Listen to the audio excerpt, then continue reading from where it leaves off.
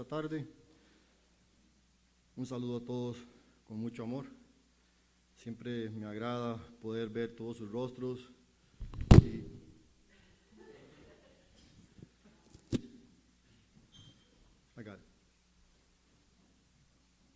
Me gusta también hacer escándalo aquí, hermano.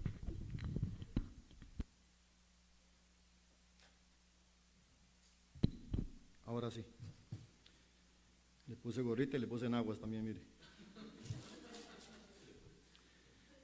Te damos gracias, Padre, en este momento, Señor mío, porque tú nos vas a traer tu palabra. Nos vas a enseñar, Señor, lo que tú quieres enseñarnos, Padre. Solo tu Espíritu Santo lo puede hacer. Nosotros podemos leer, podemos pensar, pero solo tu Espíritu Santo nos puede abrir la mente para entender tu palabra, Señor, y para entender tu mensaje, mi Dios, para cada uno de nosotros. Te pedimos esto en el nombre de Jesucristo, tu Hijo amado, Señor. Amén. Gracias. Pueden tomar asiento, mis hermanos.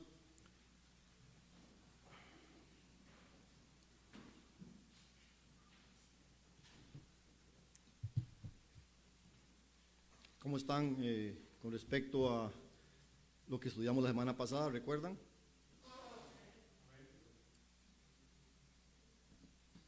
Me alegra, entonces no le voy a preguntar. ¿En qué libro estamos leyendo la palabra? Pedro. Ahora, Joan, pásenme mi notebook. La semana pasada quedamos en el versículo prácticamente como el 20, ¿verdad? Del primer capítulo. O sea, el 18 y 19 lo leímos, pero no lo desarrollamos todavía. Vamos a leer para empezar.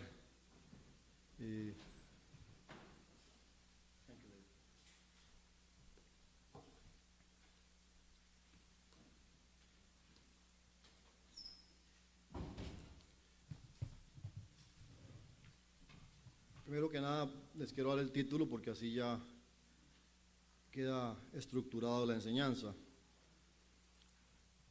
¿Con cuál moneda se paga la salvación? ¿Con cuál moneda se paga la salvación?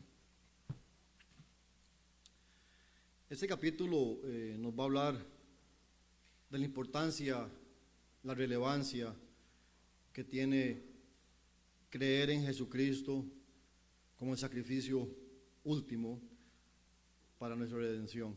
Amén.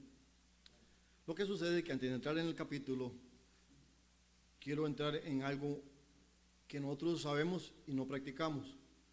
Porque si no llegamos a entender lo que les voy a enseñar primero, vamos a seguir igual, sabiendo aquí nada más y no aquí, donde debemos tener la palabra de Dios escrita en nuestros corazones.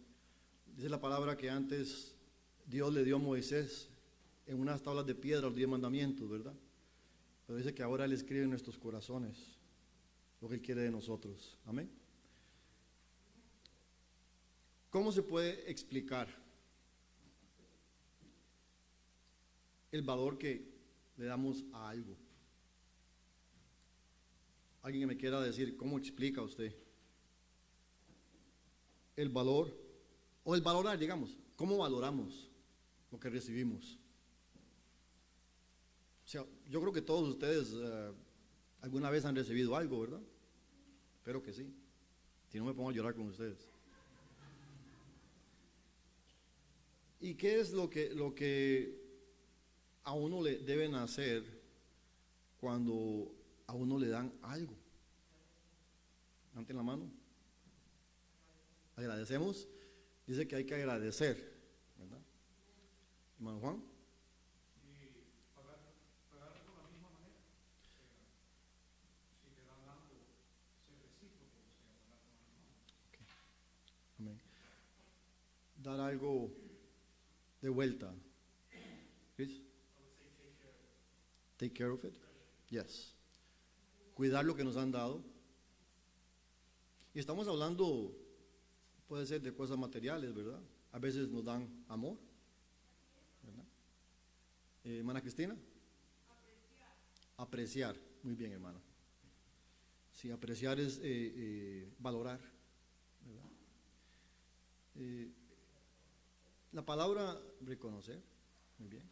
La palabra valorar, reconocer, porque vamos a entender lo nuestro primero, para poder entender lo de Dios. Por eso lo estoy llevando por este camino. Un camino más simple, que es cuando a uno le hacen un favor, cuando a uno le dan algo. La pregunta que debemos hacernos es, ¿somos lo suficientemente agradecidos? Porque a veces damos gracias y valoramos lo que nos han dado, pero muchas veces no es lo suficiente. Cuando un hijo se porta mal, y ya de adulto, ¿qué piensa un padre o una madre? Como dice nuestra hermana Lili, qué malagradecido. Los padres tendemos a pensar, no tal vez decirlo, pero mirar a nuestros hijos cuando están con sus defectos con respecto a la relación con los padres y decir, wow, porque un buen padre, una buena madre vive su vida para sus hijos. La vida de uno se acaba cuando tiene hijos y empieza a vivir para sus hijos. Y uno vive todo ese tiempo, lo va criando y usted nunca está esperando que le paguen nada de vuelta. O sea, uno no lo hace para que le den nada de vuelta a uno.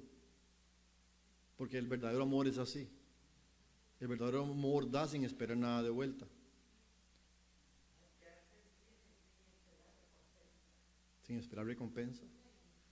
Lo dice una madre que tiene un mal hijo. Son bromas, hermano Carlos, son bromas, hermano Carlos. No es cierto, hermano. La verdad de que no es cierto es que mi hermano Carlos está sentado aquí al lado de su madre en la casa de Dios. Y qué más regalo puede haberle dado de vuelta que haberla traído a la casa de Dios. Amén. Está bien que hagamos bromas, pero no nos pasemos, hermanos.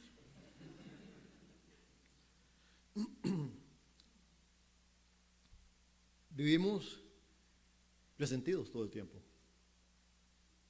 Cuando alguien no nos valora. Cuando pensamos que alguien no nos está dando lo que nosotros pensamos que aquello valía y no nos agradecen lo suficiente para nuestro concepto, ¿verdad? Pero veamos aquí dos cosas. La persona que dio tiene un concepto diferente del valor de lo que está dando. De la persona que lo está recibiendo tiene un concepto diferente porque somos diferentes.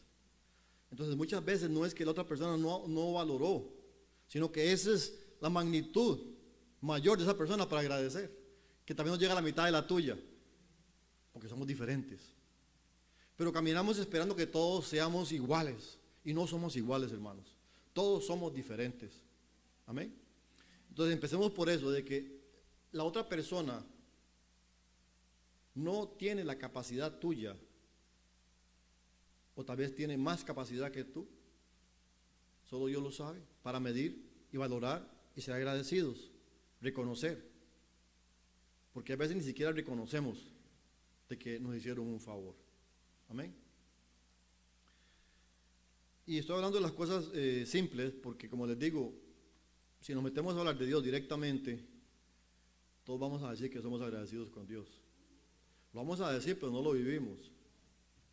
Entonces tenemos que ver por qué, encontrar la razón por la cual no podemos llegar a agradecerle a Dios como es debido. Porque si ni siquiera lo hacemos con las personas, ¿cómo lo vamos a hacer con Dios? Que no vemos. Amén. Entonces,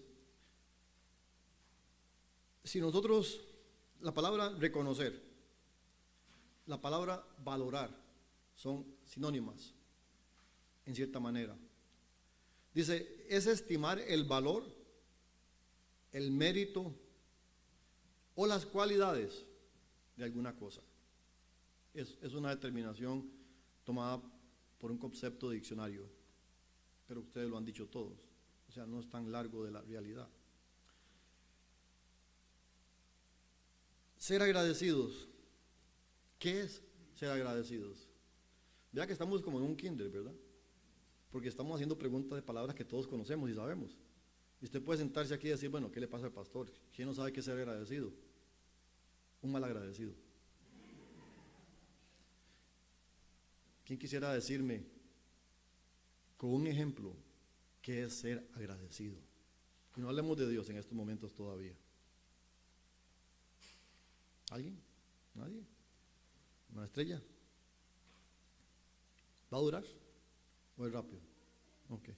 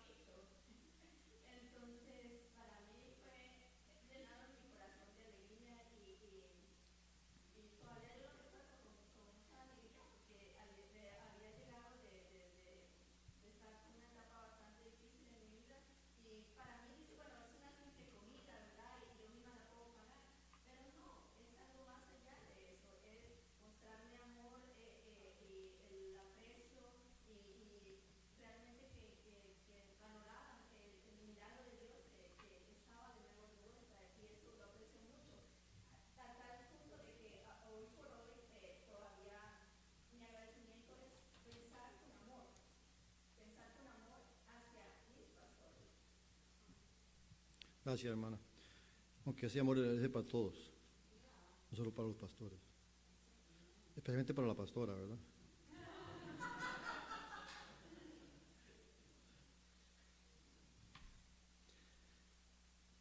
El amor que Dios está buscando de nosotros, que practiquemos, es sin hacer ningún tipo de diferencias unos con otros. Hoy yo escuchaba, no sé si ustedes oraron en la mañana, no creo porque, o sea, algunos tal vez sí, pero no todos, porque en los likes, en lo que están viendo, los views, uno sabe que cuántos hay que están viendo cuando estamos orando, ¿verdad? Cuando empezamos a las 8 de la mañana, y a veces a esa hora solo hay 1 o 2 personas orando en ese momento, entonadas. Claro, se van agregando después y muchos lo pueden hacer hasta después de termina, pero el punto no es eso. El punto es que juntos, todos los que nos entonemos, estamos practicando lo que la palabra enseña, la unidad. Amén. Y siempre reclamamos de que Dios no nos contesta. La palabra dice, orad y yo os daré. ¿Será que usted quiere ser el que pone las condiciones, cómo y cuándo usted pide y lo que usted pide? Porque somos tan egocentristas que pensamos que Dios tiene que estar suscrito a nosotros y no nosotros a Dios. Si la iglesia está dando una opción, domingos en la mañana, de oración nada más, todo necesitado en la iglesia deberían meterse en ese momento. Ahora, si usted no está necesitado, gloria a Dios por eso, ¿verdad? Entonces ore por nosotros. Pero en la oración, mi hermano Jesús esta mañana hablaba de las pruebas y también mencionaba de que hay veces estamos susceptibles de que una mala mirada que nos den nos hiere. El hermano pedía protección y que valoráramos el poder de Dios para protegernos de estas cosas. Pero es que es tan cierto, o sea, es tan niño y tan cierto de que en la iglesia todavía se practica la discriminación con una mirada, con una falta de mirada, con darle la espalda a una persona. Y yo creo que si mi hermano está orando de esa manera es porque Dios lo puso a orar de esa manera. Entonces yo presto atención a Dios. Cuando mi hermano está orando yo escucho a Dios. Entonces eso quiere decir que tenemos una necesidad nosotros, hermanos. Bueno, muchas, pero una necesidad de empezar a madurar y mostrarnos amor en vez de rechazo, sin importar lo que las personas estén manifestando, porque ese es el problema. El amor no está sujeto a lo que hacen los demás. Nos corresponde ser seguidores de ¿quién? ¿Qué nos enseñaba el Señor el miércoles? Ser seguidores, imitadores de Jesucristo. Jesucristo esperó que usted fuera agradecido, que usted fuera bueno, que usted fuera perfecto para dar su vida en la cruz. Lo hizo con todo su amor, que inclusive cuando estaban todavía escupiéndole y dándole latigazos con la cruz en sus hombros, miraba al Padre y le decía: Padre, perdónalos porque no saben lo que hacen. Ese es el ejemplo que hay que imitar, el ejemplo de Jesucristo. No andar mirando los defectos de los hermanos, como decía mi hermano Miguel. No somos jueces, Dios es el único que es juez. Usted y yo somos simplemente personas que Dios creó para que, si acaso por fe vivimos una vida como seguidores de Cristo, nos convertimos en sus hijos. Pero todos somos criaturas de Dios, no hijos de Dios. Hijos de Dios son solo aquellos que siguen a Jesucristo, de acuerdo a la palabra de Dios. Porque hay gente que piensa de que toda criatura que fue hecha por Dios, todo ser humano, es hijo de Dios, hija de Dios. Bíblicamente eso no es cierto. Bíblicamente enseña la palabra de Dios que es cuando usted empieza una nueva vida y confiesa de que usted cree que Jesucristo es el Hijo de Dios y que Él dio su vida en la cruz por nuestros pecados, y le pides a Dios que envíe su Espíritu Santo a morar en tu corazón. Ahí tú te haces hijo de Dios, hija de Dios. Amén. Entonces, para poder nosotros ser agradecidos, nos toca corresponder de una manera igual. Pero yo no sé, hermanos, si eso tiene 100% de validez. Porque muchas veces personas que hemos ayudado nos han respondido tal vez mucho mejor de lo que deberían y ni siquiera nos hemos dado cuenta. Entonces eso no quiere decir que la persona fue malagradecida. Simplemente no sonó las campanas cuando hizo algo por ti, que es lo que nos gusta hacer a todos. Sonar campanas para que nos vean. Cuando la palabra dice que cuando quieres hacer algo lo hagas, que la mano derecha no se dé cuenta de lo que hace la mano izquierda. Amén. Entonces, no podemos usar nuestra mente, que hemos usado toda nuestra vida, para racionalizar lo que es ser agradecido. Porque si no, vamos a vivir amargados. Usted va a estar esperando siempre que le den las gracias. Y yo siempre he dicho, hermanos, yo no espero nada de nadie, hermanos. Perdónenme, esa es mi dureza. Yo no hago nada para que las personas me agradezcan siquiera. Yo no espero nada, ni que me den las gracias. Solo no espero que me hagan daño. Y cuando me hacen daño, eso sí me duele mucho.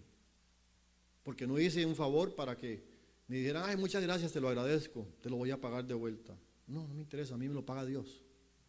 Y con creces. Pero que esa persona que uno extendió el amor por ellos te haga daño, es algo que no concibo en mi mente. Llegar a ese nivel de maldad. ¿Me entienden? Cuando yo les decía antes que yo no confío en nadie, muchos se ofendían. Pero ¿qué dice la Biblia, hermanos? Dice: maldito el hombre que confía en el hombre. Y yo no digo que usted es un ladrón ni una ladrona. No, no tiene que ver nada con las cosas materiales siquiera. Lo que tiene que ver es con obedecer la palabra de Dios como está escrita, hermanos. No como yo quiero cambiar las cosas. Yo puedo confiar en la obra que Dios está haciendo en todos ustedes. ¿Me entienden? Dios hace una obra en todos nosotros por su Espíritu Santo. Y eso se manifiesta, eso da frutos, eso se ve. En esa obra yo confío.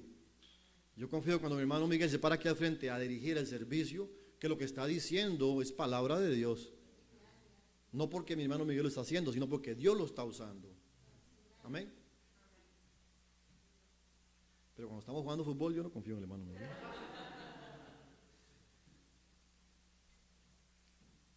Dios nos ha enseñado con muchos ejemplos en la Biblia, de que nosotros cambiamos todo el tiempo. Un día tenemos una opinión, mañana tenemos otra. O sea, no podemos depender de nosotros mismos siquiera. Entonces, ¿cómo de los demás? Amén. O sea, todavía no hemos entrado a lo que quiere Dios que entendamos con respecto a Él. Porque si usted lee lo que vamos a leer, hermanos, en la Biblia, sí, claro, ahí explica de cómo tenemos que someternos y agradecerle a Dios porque Jesucristo dio su vida por nosotros. Y es cierto. Y es posible que usted y yo en nuestra mente pensemos de que estamos haciéndolo, pero estamos cortos. Muy cortos, mis hermanos. Eso es lo que Dios quiere que hoy entendamos. Él quiere que vayamos más allá. Él merece más. ¿No piensa usted? Que Dios merece más de lo que estamos haciendo. Él merece más. Lo que le damos es muchas dudas, cuestionamientos. Le decimos gracias hoy y mañana queremos otra cosa diferente. O sea, no somos constantes.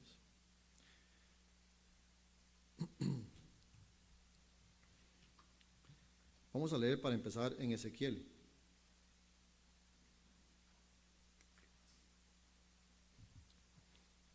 Para que entendamos de qué debemos ser agradecidos. Y es solo un versículo que vamos a leer. Ezequiel 18, versículo 4. Amén. Dice, he aquí que todas las almas son mías, como el alma del Padre, así el alma del Hijo es mía.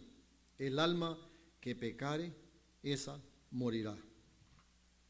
Este versículo se refiere a un decir que había en esos tiempos, cuando decía que el Padre comerá las uvas y el Hijo tendrá la dentera.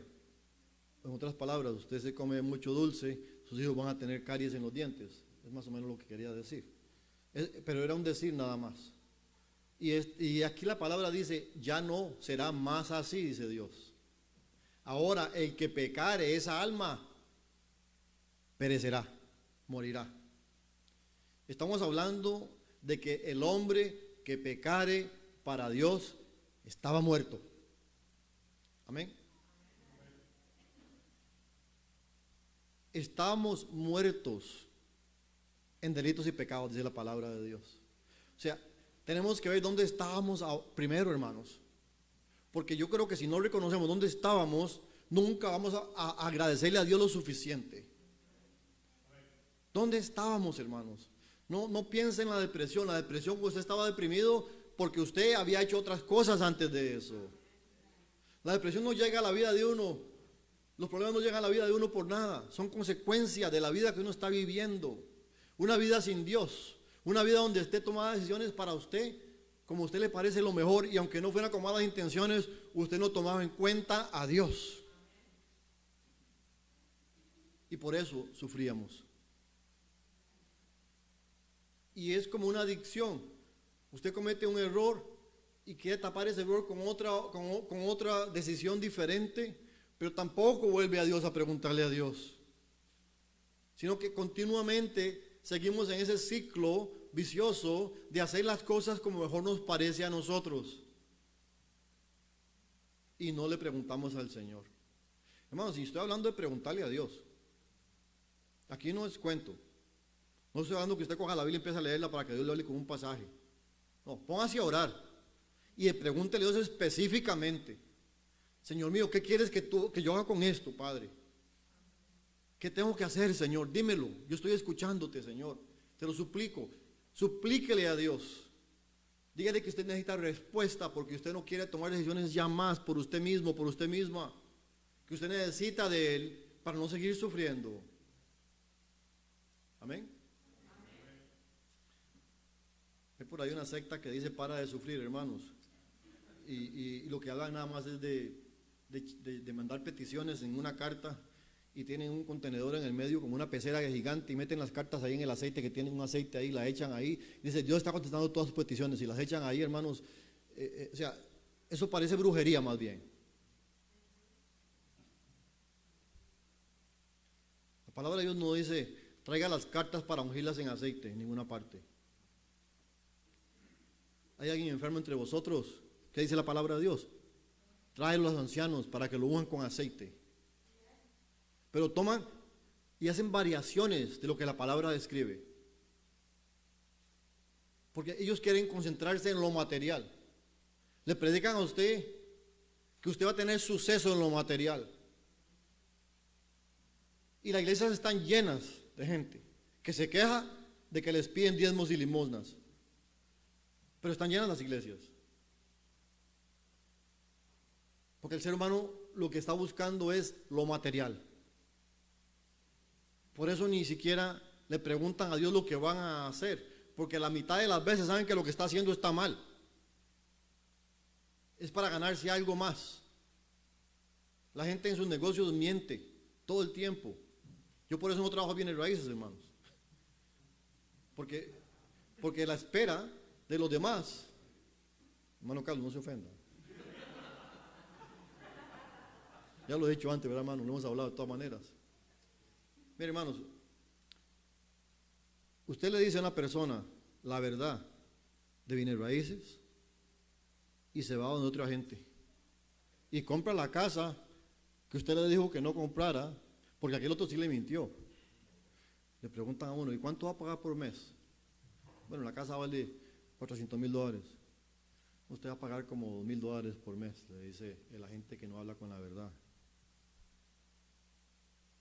Y es cierto, porque usted el banco en su hipoteca le va a pedir que pague $2,000 nada más, pero hay que pagar el seguro.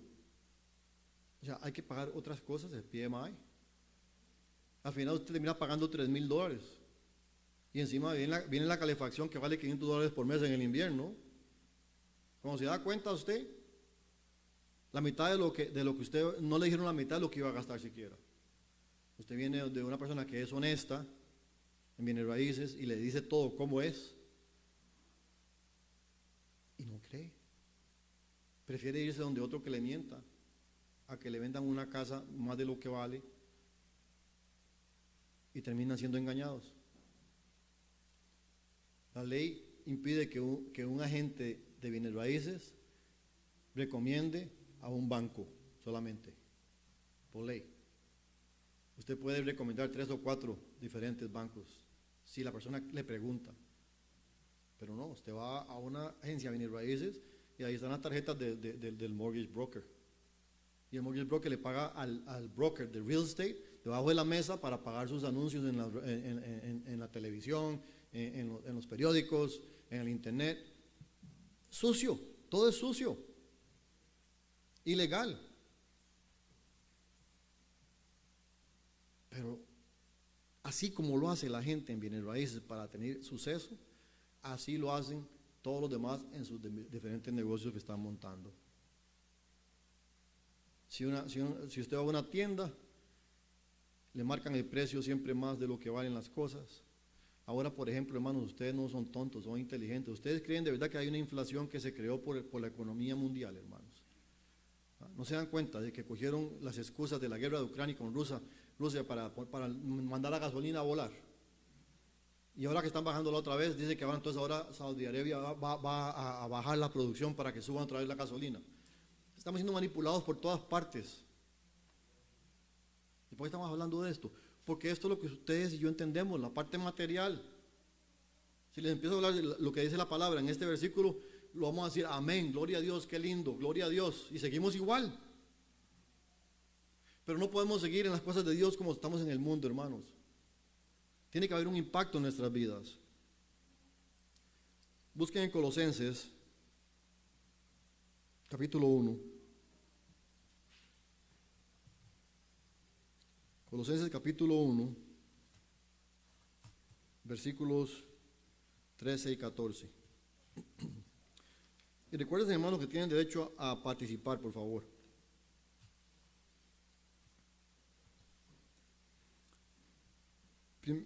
Colosenses capítulo 1, versículos 13 y 14. Amén.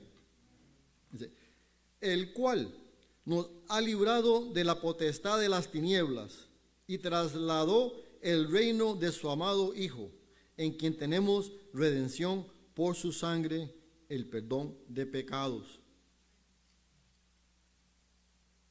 Palabra básica de la salvación. ¿De dónde venimos, hermanos? ¿Dónde estábamos? ¿Y qué daba el pecado? Venimos de la muerte, entonces. Venimos de la muerte. ¿Usted sabe eso? ¿Usted lo reconoce? ¿De verdad lo reconoce? Que usted estaba muerto antes de conocer a Cristo. Que no valíamos nada y que íbamos a la condenación. Y no importa que usted haya nacido en una iglesia cristiana, porque es un trato individual con Dios. ¿Cuántas personas terminan peor, más bien? Porque crecen en una iglesia y al fin y al cabo le dan la espalda a Dios, se hacen impíos. ¿De dónde venimos? De la muerte. Estábamos muertos. ¿Quién nos sacó de la muerte? ¿Qué hizo Jesucristo para salvarnos? Murió en la cruz. ¿Y qué más? Cuando Él resucitó, fue cuando nos dio vida. Porque, hermanos, entendamos esto. La humanidad estaba condenada a morir toda por el pecado. Todo hombre y toda mujer tenemos que morir por el pecado. Solo Jesucristo vino a esta tierra, vivió toda su vida y no pecó. Entonces, al no pecar, la ley de la muerte no se aplicaba a Jesús. Por eso la palabra dice que Él, cuando murió, fue y le quitó a Satanás las llaves de la muerte. Entonces Él le quitó las llaves de la muerte a Satanás. ¿Para qué? Para que usted y yo, los que creemos en Él, los hijos de Dios, tengamos la salvación. O sea, que volvamos a la vida, que nazcamos de nuevo. Por eso dice que hay que nacer de nuevo, hermanos, porque estábamos muertos. No es simplemente una historia, no es una alegoría, no es una parábola. Estábamos muertos, literalmente, espiritualmente estábamos muertos. Pero Dios nos ha dado vida nueva. Y esta vida no puede seguir como que estuviéramos en una película de zombies. Porque eso es lo que está pasando con nosotros. Nacemos de nuevo y andamos caminando como los zombies. Yo no sé qué lo mordió a usted, hermanos. Pero esas películas no tienen sentido. ¿A ustedes qué tanto les gustan los zombies? ¿Por qué? ¿Por qué se comen a unos y a otros no? Apenas ven le sacan hasta las tripas, se las comen. No tiene sentido. Pero nos encantan este montón de cosas raras. Porque nuestra naturaleza, hermanos, está torcida. No nos gusta lo apacible. No nos gusta lo que es la hermandad, lo que es la unidad, lo que es estar juntos los hermanos, juntos y en armonía, como dice la palabra de Dios. Preferimos pelear, preferimos juzgar. Vamos ahora sí a leer en Pedro, en Primera de Pedro. Vamos a leer el versículo 18 al 25, vamos a empezar leyendo. Amén. ¿Lo tienen todos? Dice, ¿hay alguna pregunta, hermanos, hasta ahora? ¿Alguien quiere agregar algo, no? Ok. Dice, sabiendo que fuisteis rescatados de vuestra vana manera de vivir, la cual recibisteis de vuestros padres, no con cosas corruptibles como oro o plata, sino con la sangre preciosa de Cristo, como de un cordero sin mancha y sin contaminación. ¿Qué quiere decir esto, hermanos? ¿Cuál es la moneda que paga la salvación? la sangre de Cristo Jesús. No lo que nuestros padres nos enseñaron. Nuestros padres tenían mucho amor por nosotros, pero estaban equivocados. No digo ningún amén. Digan amén, hermanos, porque se los puedo probar. Se los puedo comprobar. Si usted quiere que les compruebe con la Biblia, se los puedo comprobar. Mejor que usted acepte la palabra de Dios, que nos está hablando a todos, inclusive su servidor, para que así ninguno se sienta ofendido. Porque no se trata de ofender a nuestros padres y nuestras madres. Estamos hablando lo que nos enseñaron, y era por ignorancia también, porque ellos le enseñaron también de la misma forma. No tienen la culpa. Pero usted y yo tendríamos culpa porque tenemos la palabra de Dios al frente en estos momentos y la estamos aprendiendo juntos. Cosas que ellos no entendieron porque hasta la enseñaban, la misa la hacían hasta en latín al principio. Ni entendían lo que estaban diciéndoles. Ellos más bien tenían mucha fe porque iban todos los domingos, no faltaban a la misa. Y lo hacían con mucho amor. Y seguían todo lo que les enseñaban. Lo hacían mejor que nosotros mismos. Ojalá hubiese esa devoción en nosotros hoy día, hermanos. Ya estaríamos en el cielo, como dijo por allá alguien. Dice, sino con la sangre preciosa de Cristo, como de un cordero sin mancha y sin contaminación. Dice, ya destinado, ¿desde cuándo? Desde antes de la fundación del mundo. ¿Por qué? Porque ya Cristo está destinado de un principio, antes de que se crearan todas las cosas. Por eso en Génesis dice, ¿qué dice Génesis, hermana Gretel? Cuando habló del Padre, el Creador.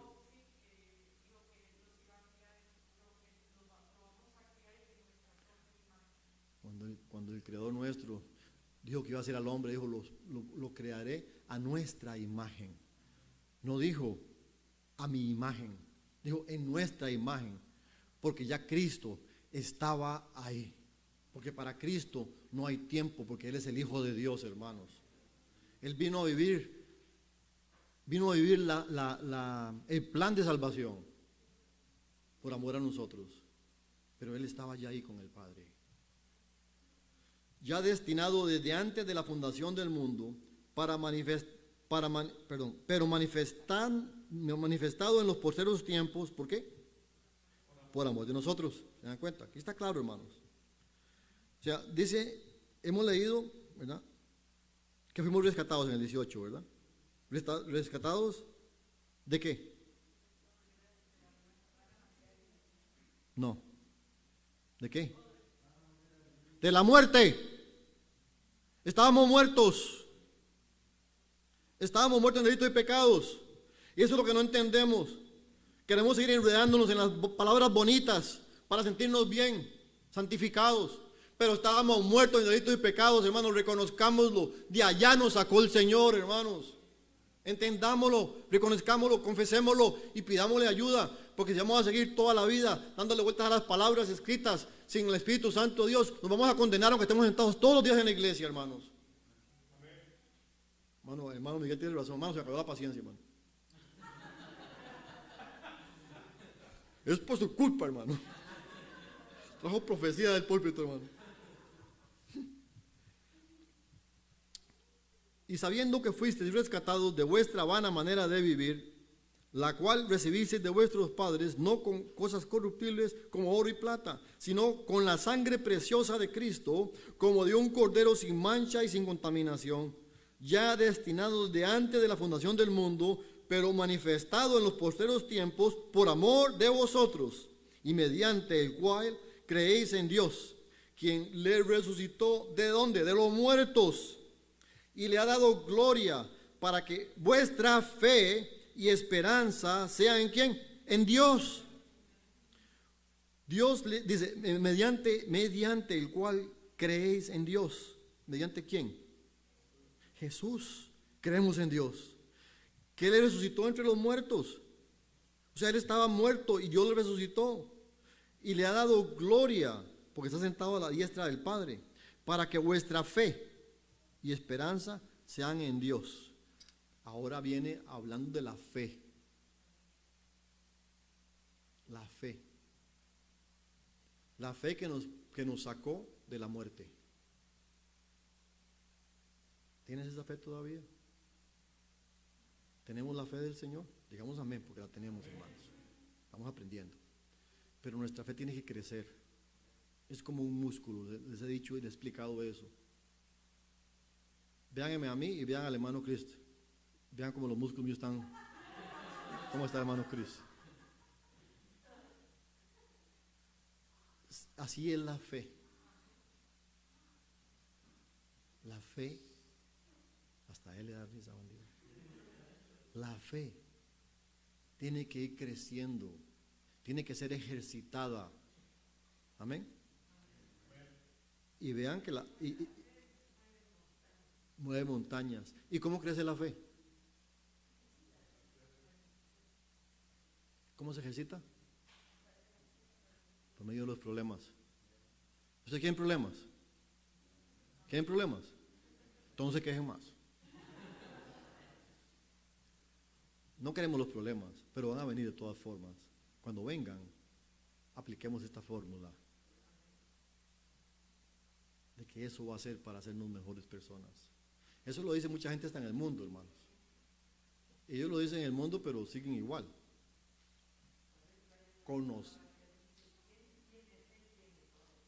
Amén, porque Dios es todo. Y mediante el 21, y mediante el cual creéis en Dios, quien le resucitó de los muertos y le ha dado gloria, para que vuestra fe y esperanza sean ¿en quién? En Dios. No en nosotros mismos, no en los demás, no, en Dios. Amén.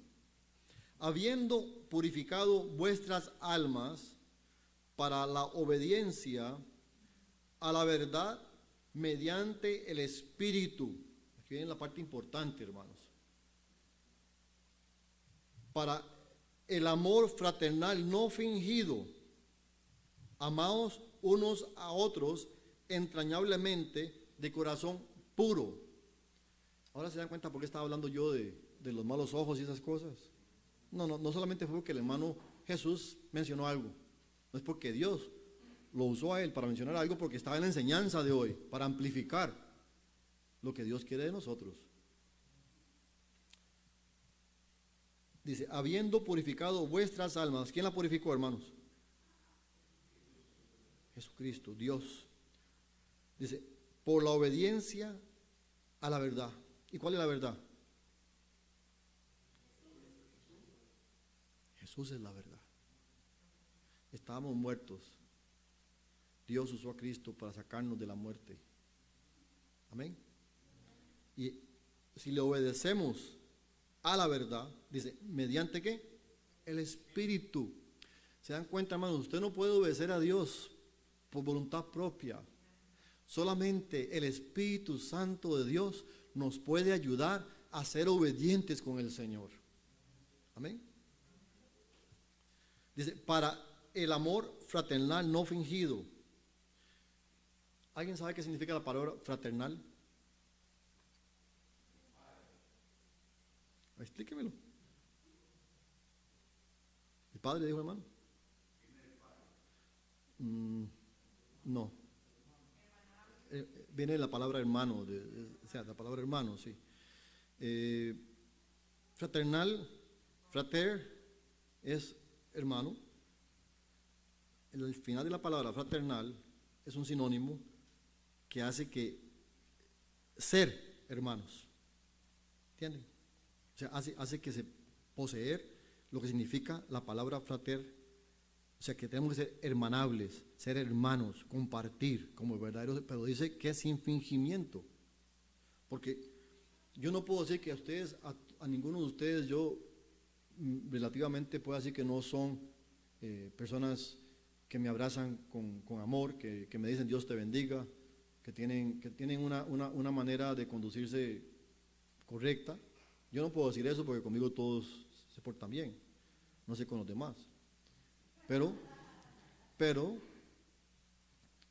si la palabra de Dios me enseña de que dice sin fingimiento, es porque existe eso. Y tenemos que entender por qué nos llamamos hermanos. Yo no le digo a usted hermano solamente porque es una costumbre de los evangélicos. Es porque la palabra de Dios me enseña que tenemos que vivir un amor fraternal, y eso es un amor de hermanos. ¿Se dan cuenta? No es una ocurrencia, es la palabra de Dios, y Jesucristo es la palabra de Dios, y Jesucristo es la verdad. Y me acaba de decir que tenemos que hacer lo que nos enseña la verdad. Amén.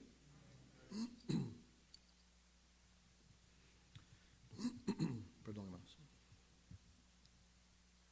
Voy a leer el 21 otra vez.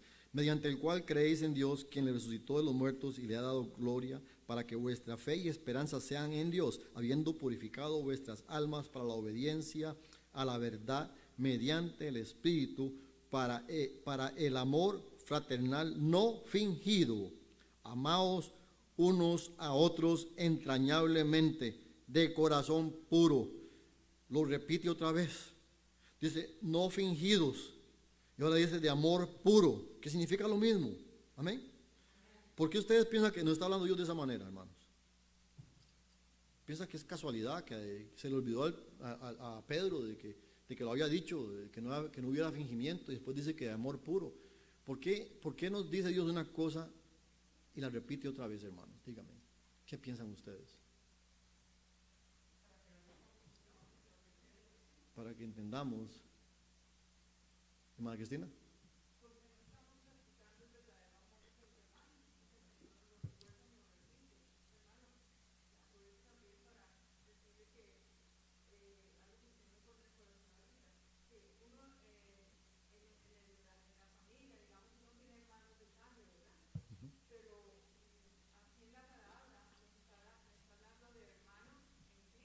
Amén.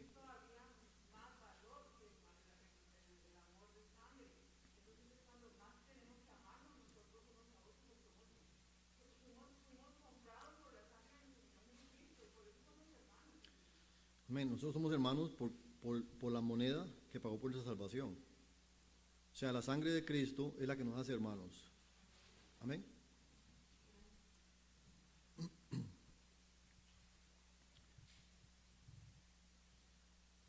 Número 23, hermanos.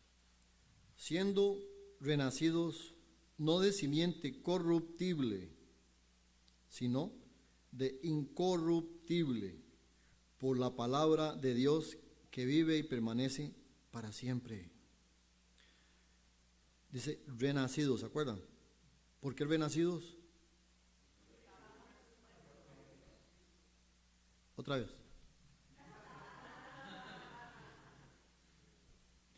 Renacidos porque estábamos muertos.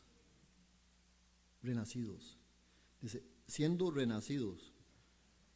Ahora no de simiente corruptible, porque la simiente nuestra original de Adán y Eva era corruptible por el pecado que trajo la muerte, y al haber muerte hay corrupción. Amén. Entonces, ahora no de simiente corruptible, sino de incorruptible, por la palabra de Dios que vive y permanece para siempre. ¿Por qué? Porque Jesucristo es la palabra. Entonces Él vive y permanece para siempre. Amén.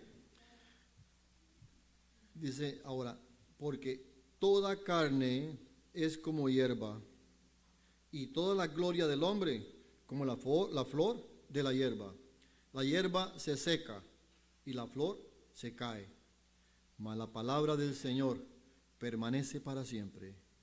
Y esta es la palabra que por el Evangelio os ha anunciado, os ha sido anunciada. Mas la palabra del Señor permanece para siempre. Y esta es la palabra que por el Evangelio os ha sido anunciada. Esta palabra permanece para siempre porque es Cristo Jesús. Y nos está siendo anunciada porque Dios quiere que usted y yo vivamos para siempre también. Que no nos quedemos atrás, hermanos, que no nos engañemos con las cosas de este mundo, sino que entendamos de una vez por todas que no hemos sido lo suficientemente agradecidos con Dios, que no lo hemos puesto primero a Él siempre.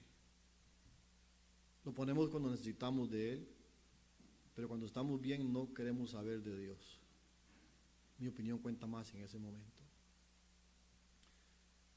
Así que si en esta tarde, hermanos, Dios nos ha hablado, recordémonos de que si no somos agradecidos con las personas, no nos va a ir bien. Si no somos agradecidos con Dios, mucho menos. Hasta aquí la enseñanza de esta tarde, hermano. Dios los bendiga a todos.